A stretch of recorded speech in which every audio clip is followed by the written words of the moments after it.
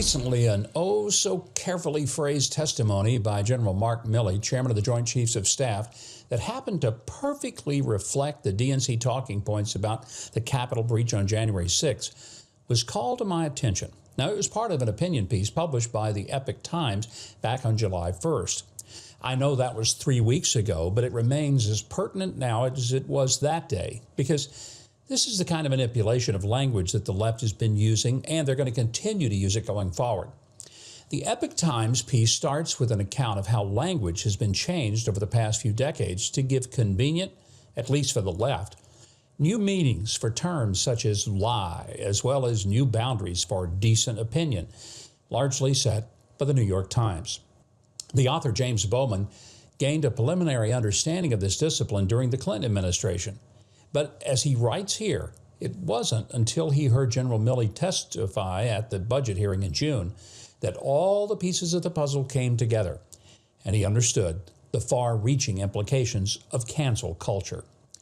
Recall that General Milley was asked why he studied the works of Marx, Lenin, and Mao, and why he now supports the teaching of critical race theory, CRT, to our armed forces. His response was mystifying. I quote, "I want to understand white rage," he testified. "I'm white, and I want to understand it. So what is it that caused thousands of people to assault this building and try to overturn the Constitution of the United States of America? What caused that? I want to find that out.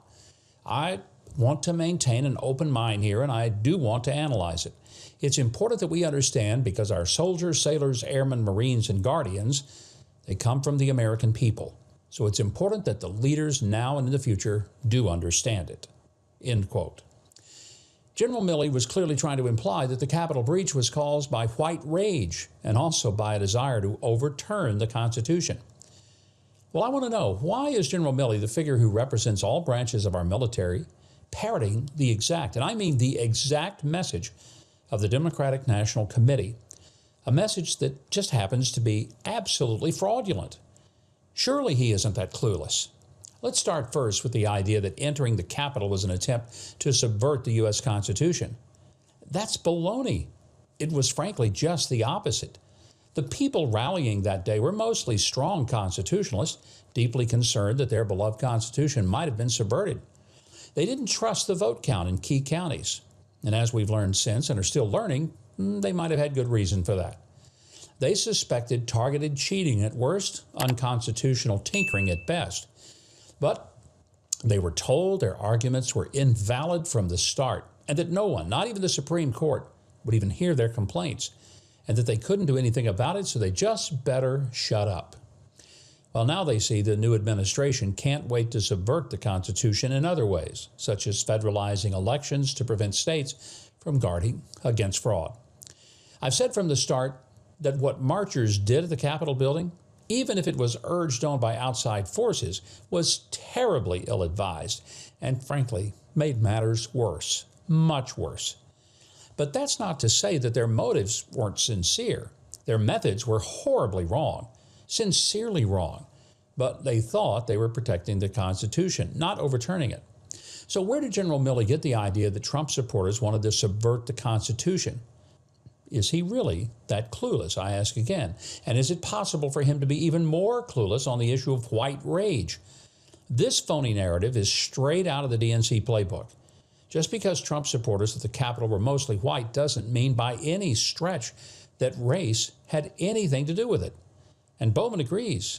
And here's what he says, I quote, "Race, I dare say, never entered their heads in this connection, but it has been attributed to them as their motivation on the basis of the previous Democratic talking point, itself based on a barefaced lie about what Donald Trump had said about the, quote, very fine people in Charlottesville in 2017, that the former president was a white supremacist."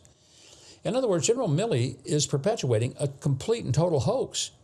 Bowman points out that the left, which is now in the saddle and rides both government and media, is working to establish in our minds that opposition or even disagreement with them will be regarded by the state as a security threat.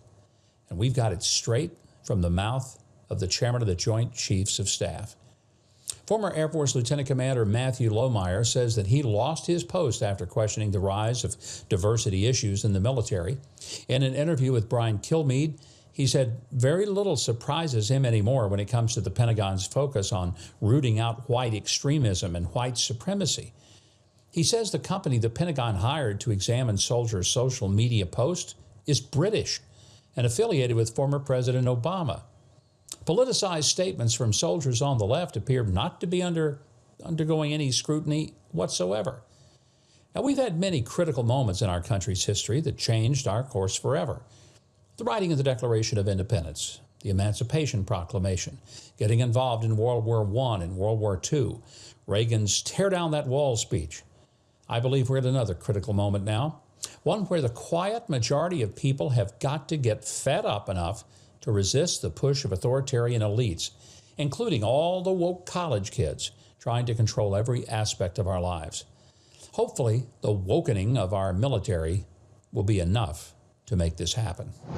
Well, thanks for watching, and I hope you'll like this video and comment if you enjoyed it. And be sure to consider subscribing to the channel below and clicking the notification bell, because that helps a lot in getting our videos viewed by even more people. And why don't you join me for a live Q&A this Friday? You can click the link in the description to get a notification when we're live. If you want more of my news analysis and commentary, sign up for my newsletter. Go to MikeHuckabee.com. It is completely free. I promise. It's really free. Well, that's it for this edition of The Breakdown. I'm Mike Huckabee.